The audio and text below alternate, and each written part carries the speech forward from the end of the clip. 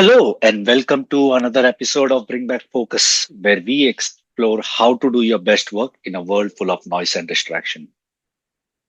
In the last episode, we spoke about the problem of having too many tools to get your job done, and at the end, not having enough clarity and not getting your job done using so many tools. This week, or this in this episode, we'll go one step further and let's try to understand how do you attempt to solve this problem. It's a huge problem, it cannot be solved overnight, but how do you get to a system that works for you? Once you clear the clutter, which we spoke about in the last episode, how do you build something that actually works for you? So here is the reason why most systems don't stick, and I'm sure you all have tried multiple things, um, and a lot of them don't stick. And I've tried so many systems. It's like every perfect system that I found online, I've tried. Whether it be Notion dashboard, I purchased so many Notion dashboards. I've built task trackers, color coded calendars, and all of them looked really, really good. And for the first few days, they did work. But at the end, it just increased my cognitive load for some reason. It's not because I was lazy or undisciplined person, because the systems weren't really mine. They didn't feel my system. They felt that I was adopting somebody else's system. And it you feel that when you realize that it's not meant for my brain. My brain doesn't work this way. And that's the moment of realization that I had. The other thing that I really, really understood was that a best system isn't the most efficient. It's the one that feels natural to you. It almost feels like second nature. So it's not about efficiency, it's about how fluent or natural or fluid does it feel to you.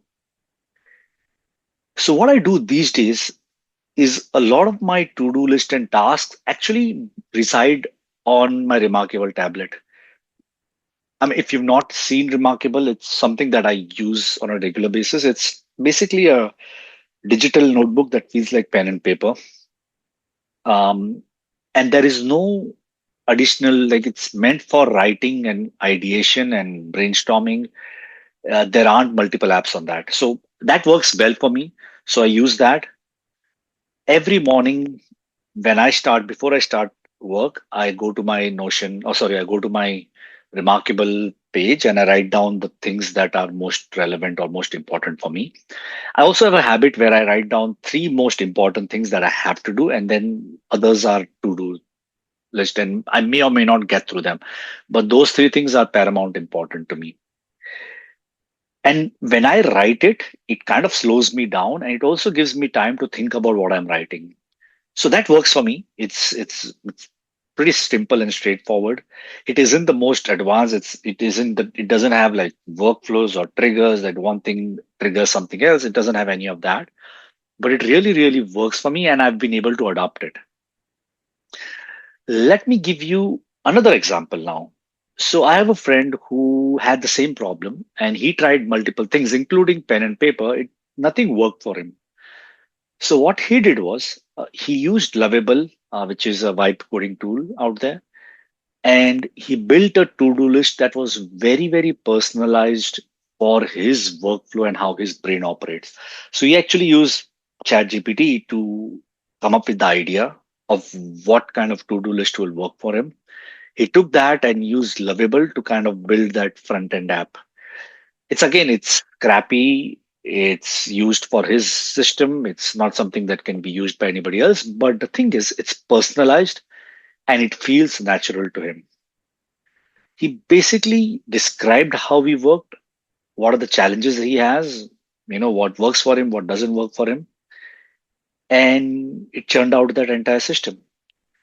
This story really stuck with me.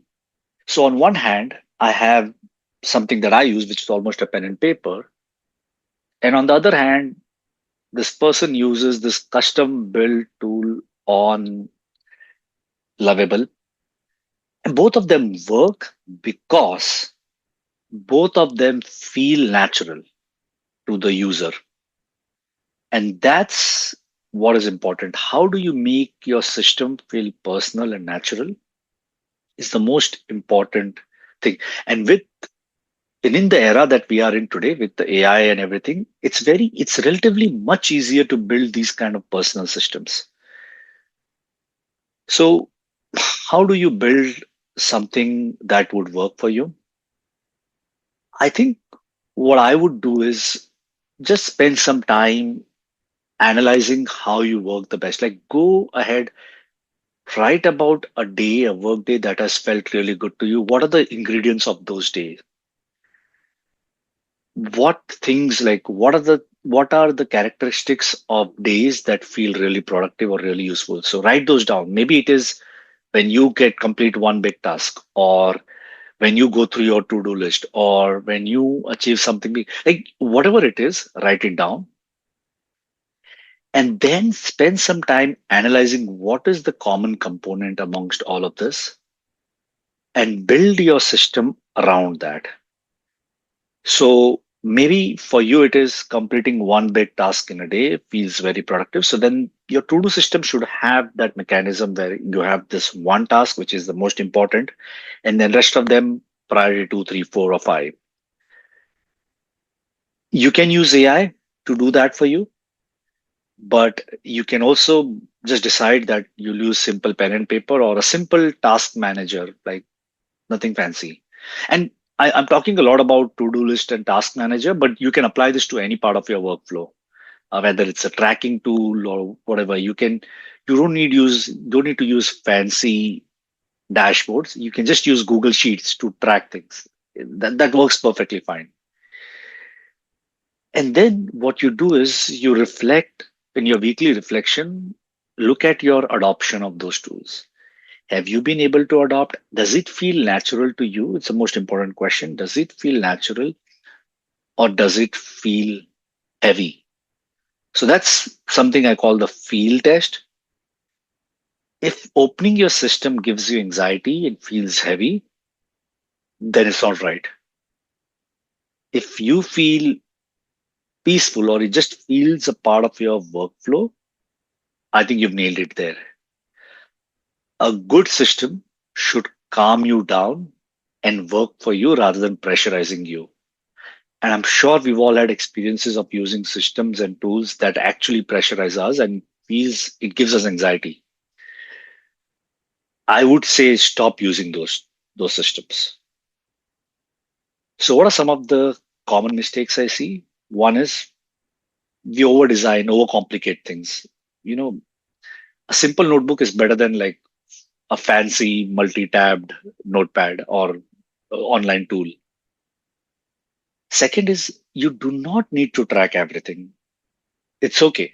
Just focus on the most important metrics, track those, leave the rest of them. You're not a machine, you're a human, and you don't need to over optimize every aspect of your life or your work.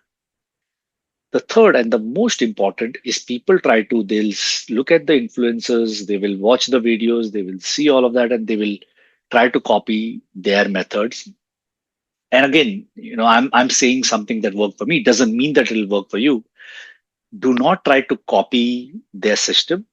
Try to understand the logic or the rationale for why they've built the system they've built. And I think that will help you more than, and then trust your own instincts and your own style to build a system that works for you.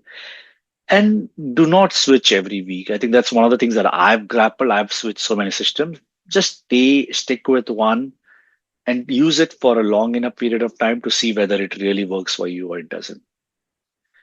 So take a blank page, write down how your ideal day or the day that feels right looks like. When do you feel calm? You feel less scattered, you feel accomplished. Then reverse engineer of why do you feel the way you feel and build a system around that.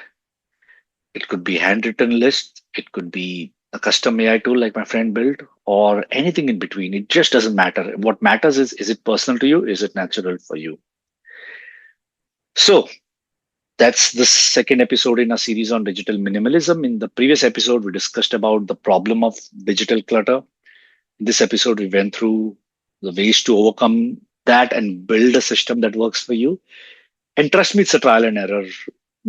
It is trial and error. You're not going to get it right in one go. You're going to make mistakes, and that's okay. But once you find a system that works for you, you'll feel a lot more calmer and you'll feel a lot more confident. So, with that, thank you so much. And I'll see you on the next episode of Bring Back Focus. Take care.